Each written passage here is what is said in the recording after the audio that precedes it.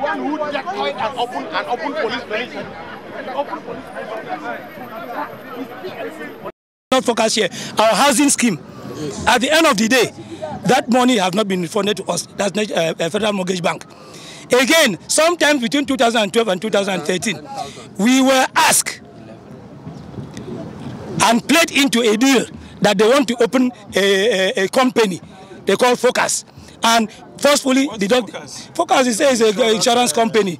Can you spell they call it, yeah. It's an abbreviation, FOKAS. But today they call it Police Mortgage Bank. They collected money from us, 11,000 naira forcefully from our salary. Until today, as I'm talking to you, we don't know what is happening. We want that money to be refunded to us. Because by the situation we find ourselves, 11,000 naira is a very big money. Plus the interest.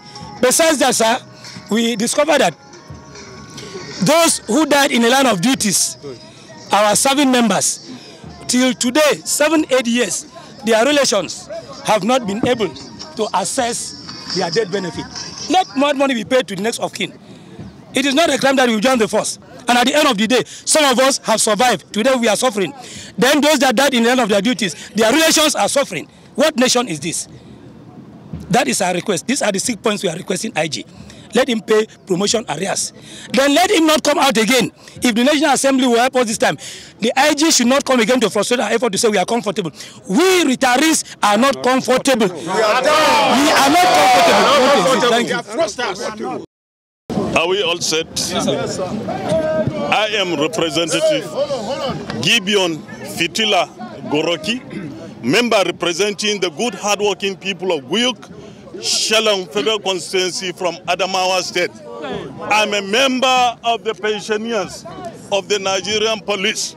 I served the Nigerian Police for 32 years. For that, I have to join my colleagues. This outcry that we are putting before the federal government. We are so much cheated. We are law-abiding citizens. We serve this country with all of our energy. And there is no day a policeman is not killed in this country. Of course. But still, there is no good treatment for us. For that, we are crying.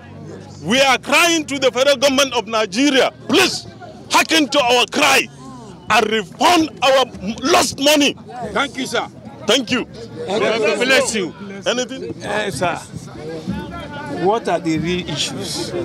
They are saying they want to exit. Why do they want to exit? We are underfunded. We are not paid like other agencies of the forces. We are not paid like that. Imagine an inspector, SPO, being paid 20-something thousand for what? It's too bad. Don't you think it is even dangerous for security, for well-trained police officers in how to handle bomb and the rest, to be left in that manner? Well, it is not dangerous because we are law-abiding citizens. That's why we are gathered here without any arms. We are not blocking anybody. We allow everybody to pass peaceful demonstration. And the Constitution of Nigeria allows it. On how to resolve this issue. But the committee has so far received about 3 or 4 submissions on how to amend on the amendment of the Act. But I think my leader here, he presided over that meeting with the IGP and the other critical stakeholders. He's in a better position to shed more light on what has transpired during the meeting. National Assembly stands for you. And you will recall that some of you were in my office and we held an interactive session. At that point in time, we came to the conclusion, in the presence of DIG, I can't remember DIG. So one of the DIGs was with us. We also invited some officials of the Pension Commission. We also invited other stakeholders that were also supposed to be there for a definitive resolution of the issues that you brought before us.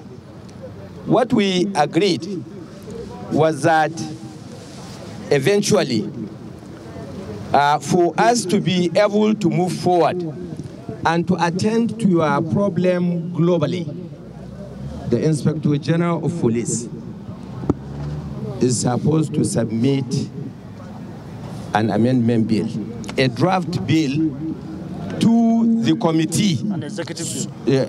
Yes, to the committee, a draft bill, so that the committee will look at it and then decide on whether it is executive that will present the bill.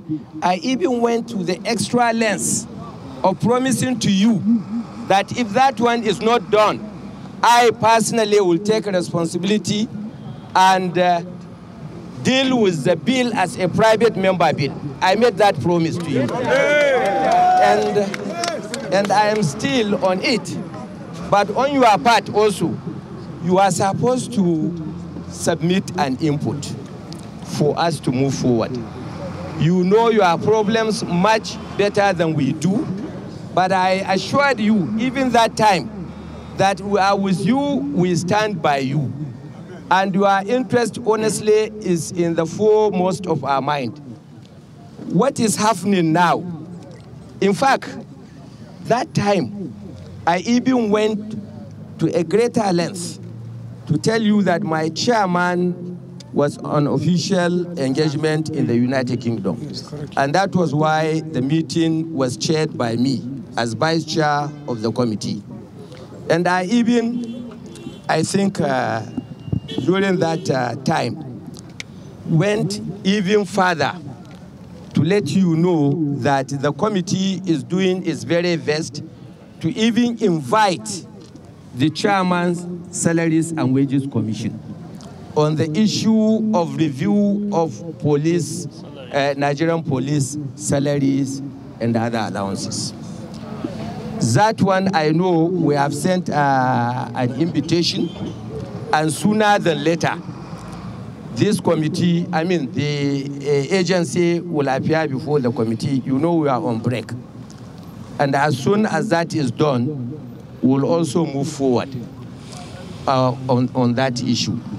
But what is most important now, I personally, I am taking a private member bill on the amendment of that Pension Act globally. I will tell you that I'm also a retired civil servant. I retired some more than 10 years ago as a director. And I can tell you that based on this contributory pension scheme, my pension on monthly basis is 115,000. So you can see virtually everybody is affected. So I want to bring, with the cooperation of my colleagues in the National Assembly, comprehensive change that will also cover other civil servants and ensure that the police are exempted in similar fashion with their colleagues in the military. So please cooperate with us. I want to say this once more again. If you are able to bring in your input, the chairman, the office of the chairman is there. Let us do this, please, as soon as possible. And I will tell you that our president, the president of the Senate, Dr. Ahmed Dawad, is willing. In fact, as I was leaving the chamber now, he directed that I should tell you that he has you in mind, and his support is 100%. We are going to do what needs to be done and ensure that you get fairness in the outcome of this issue. This is an issue which personally I consider as done, provided you do your own bit. Your own bit is to ensure that what we require as input is also made available to the committee and by extension to the National Assembly. The National Assembly will ensure that you get justice, the justice that you deserve. And we are here for you. Thank you very much. Or you have lawyers among you. Yeah, please, I want you to go, sit down, condense the document, and then come up with a very good input that you know will affect you positively. In isometric view, sit down, condense the whole, that's the act, the Pension Act. And then when you're making your input, you make sure everything has been captured in that presentation. It is, I assure you, it is what we are going to use as a guidance on the amendment on the floor. I also made that request that let us have your own input as contribution, because the matter was just being brought to us. So the letter that you said that was passed to you by the Office of the Inspector General of Police can equally be forwarded to us so that we can study the implication of that letter going forward. But what is important is that since we have gone beyond that, what is important is for you please to quickly make a submission in respect of your own contribution, so that we can, there is no going back. We have already pledged that we are going to work on this matter, and we will work on this matter expeditiously.